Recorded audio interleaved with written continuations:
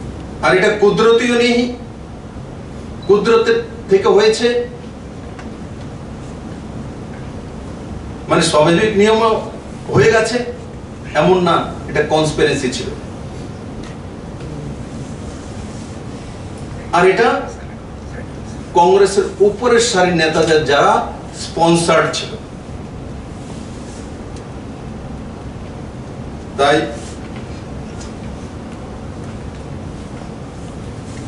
আমরা তার ঘোর নিন্দা জানাই।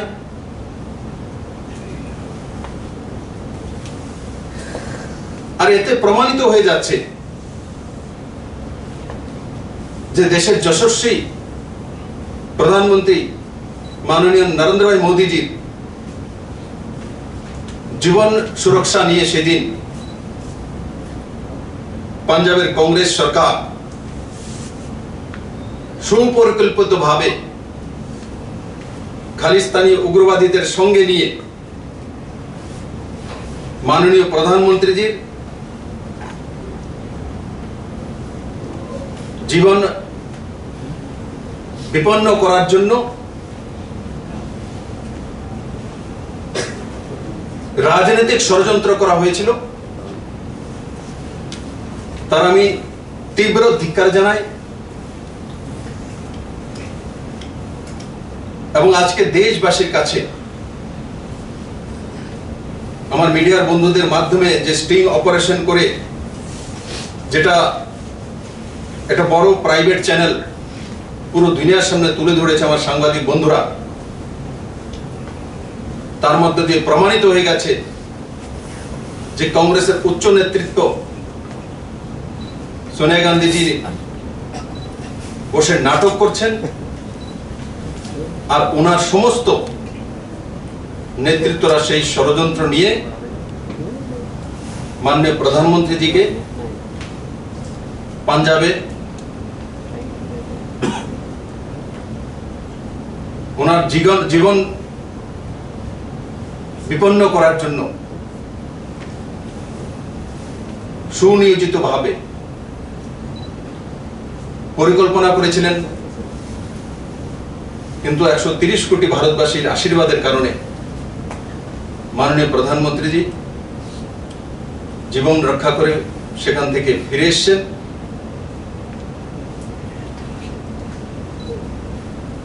এবং আমি আশা করি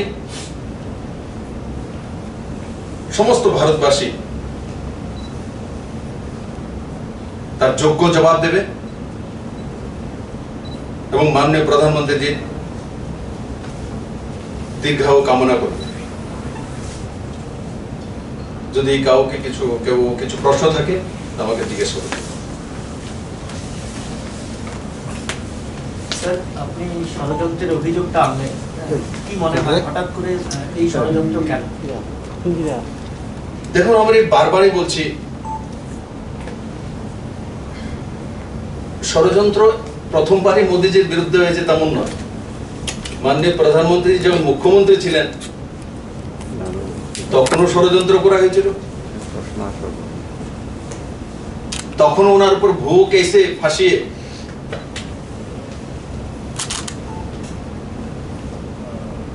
রাজনীতিক এবং জীবন অবসানের ষড়যন্ত্র রচনা করা হয়েছিল।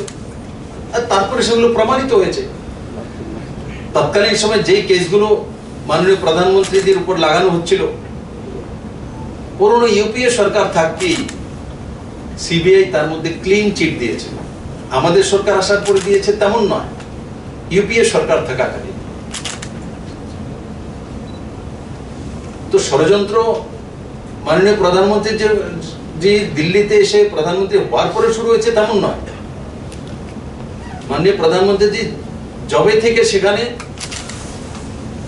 মুখ্যমন্ত্রীর দায়িত্বে কাজ শুরু করেছেন, তখন থেকেই মোদীজির বিরুদ্ধে নানা চক্রান্ত করা হয়েছিল।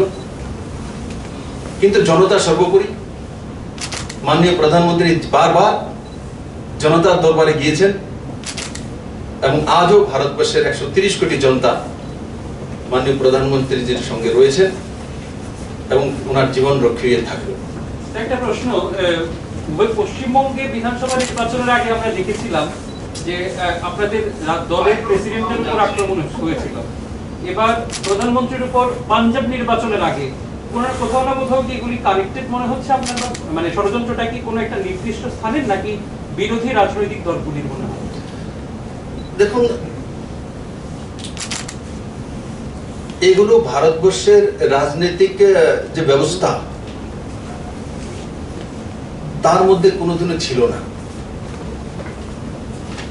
এগুলোকে ভারত বিরোধী তথ্য, ভারত বিরোধী শক্তি